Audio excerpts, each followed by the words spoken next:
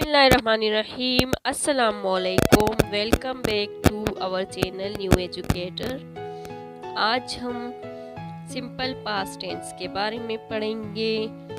इसका essential grammatical structure हम आज डिस्कस करेंगे। सिंपल पास्ट टेंस, आइए स्टार्ट करते हैं। What is the simple past tenses? Simple past tense है क्या?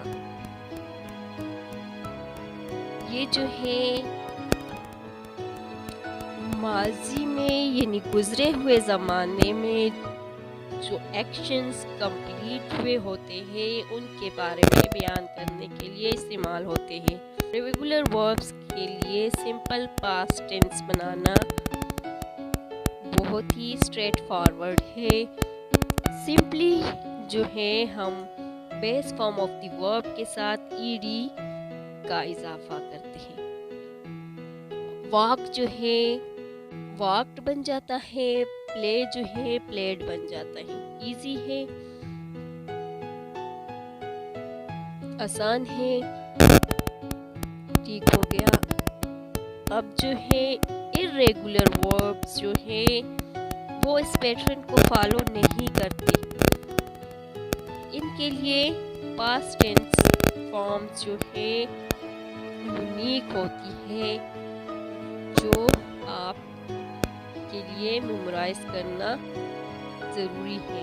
एग्जाम्पल है ईट जो है एड बन जाता है, वो जो है वेंट बन जाता है। प्रैक्टिस ही आपको इस टेंस का मास्टर बना सकती है। Negative sentences, simple past tense में नेगेटिव सेंटेंसेस बनाने के लिए ऑक्सिलरी वर्ब डिड इस्तेमाल होता है और इसके बाद जो है मेन वर्ब से पहले नॉट का इजाफा होता है। ये जो है सिंपल स्ट्रक्चर है ओके, आपकी कम्युनिकेशन को स्ट्रॉन्ग बनाता है।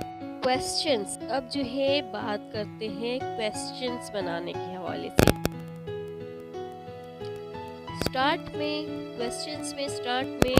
जो है ऑक्सिलरी वर्ब डिड लगता है, जिसके बाद सब्जेक्ट और फिर base form of the verb लगता है।